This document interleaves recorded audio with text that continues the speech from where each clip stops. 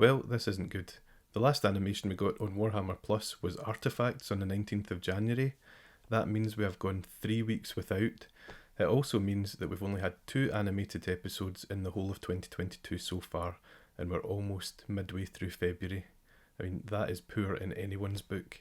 Back when Warhammer Plus launched in August, a few people in the comments said that we would get extended periods without an animation, and I just laughed it off. I thought that would never happen. But here we are, and the main reason for the service is nowhere to be seen. To say I'm disappointed is an understatement.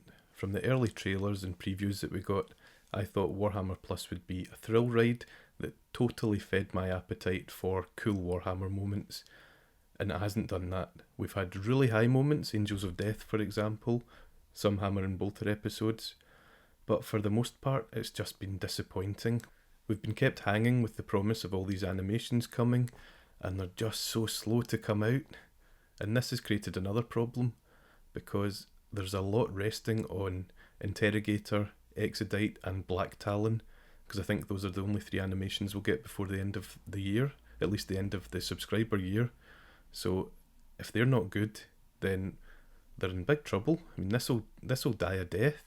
I was quite positive about Interrogator in my last video, and I said that it was being done by Sun and Moon Studios, which looked like a really good animation studio. What I didn't realise was that a sister studio of theirs, Farside Features, is doing Hammer and Bolter, so I think we know what we can expect from Interrogator. It'll be up to Games Workshop to pump more money in, if they can, because they might not have the money to pump into this, and make sure that Interrogator is the highest quality possible. If they keep pumping out things with 5 frames a second or whatever like Hammer and Bolter, this isn't going to work either. I'm absolutely fine with the Hammer and Bolter style, as long as they don't do absolutely everything in that same style, because that would be totally boring. It's the mid-year point for Warhammer Plus next week, week 26, so I'm going to break it down with facts and figures so that we can see exactly what we've had so far. Minutes, hours, that kind of thing. And no, I won't count 100 minutes as an hour this time. This week we got no battle report, no animation, no deep strike, but we did get Masterclass, Warhammer Vault, and a Loremasters. Warhammer Vault is easily the best part of the content drop for me this week. It's got Imperial Armour, the Doom of Mimira, I think that's how you say it, and it's all about Imperial Guard and Eldar.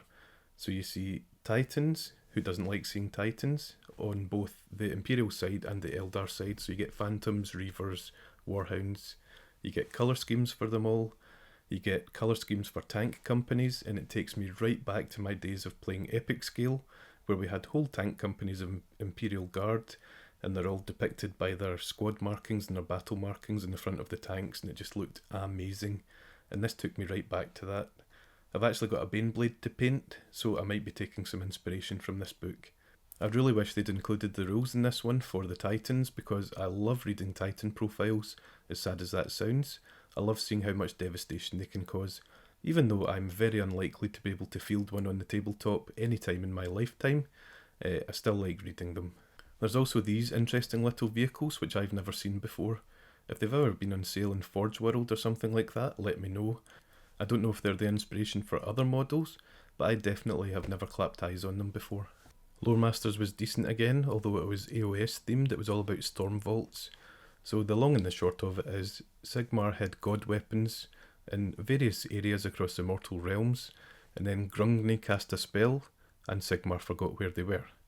Now, Nagash cast the Necroquake, and that caused the magic to fade, and Sigmar started remembering where they all were. Now, this is a really interesting mechanic for Age of Sigmar, because it creates so many interesting battles around the storm vaults. There's like sieges, there's full frontal attacks, there's labyrinths, there's all that kind of stuff. So it's really cool. It also provides the possibility of relic weapons coming to the fore and all that kind of stuff. It was a good one, but it was pretty short at 18 minutes. The masterclass was all about painting Tau faces, and I learned something new about Tau and what their nose holes represent. The Y-shaped one is for females and the straight down one is for males. The female face has an expression like you just farted in a slow lift, and the male one, well, just hope he doesn't sneeze out of that thing, I'll get demonetised. The nice tutorial, really good results, but I don't think it's transferable to much else. I can't think of anything else I would use this tutorial for, but it was still a good one. So that's it. 32 minutes total content, another week passed without an animation, and I'm really hoping that we get Exodite next week, because this is just, it's almost beyond a joke now. I know that these things take time, but this seems like broken promises now. 3 weeks without an animation is ridiculous. 4 would be an absolute travesty. Am I coming off as really entitled? Let me know in the comments below. Anyway, thanks once again for watching, happy hobbying, and I'll see you in the next one. Cheers.